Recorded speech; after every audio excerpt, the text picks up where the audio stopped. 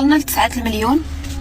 بالنسبه لهذا السنتر ديال سيدي محمد عيطوا لينا، مشينا لعندهم عطاونا هاد الورقه هذه باش هذه كانوا عطاوها لينا ديال البارح، البريفاكتور ديال البارح فيها 92 و500. يعني اليوم غالبا غادي تكون 95 وشي حاجه، كيف ما قلت لكم بلا ديك المليون و11 درهم ديال الاولانيه، بلا لافونس اللي دفعنا. يعني مازال المونطون قال لك مازال تقريبا فوق هذا الشيء، مازال تقريبا شي 10 ايام تقريبا بحال هكاك ان شاء الله باش يكون الوليد يعني ممكن يخرج. الحمد لله ان تجاوز مرحله الخطر. صراحه فكرنا بزاف، ولكن دابا انا كامل وانا تنفكر الحل الوحيد اللي بقى لينا هو اننا نبيع الطوموبيل. صراحه هي باش كنخدموا ولا باش كنتحركوا، ولكن كما نقولوا ولدنا غلا من كل شيء، حتى شي حاجه ما غادي تغلى.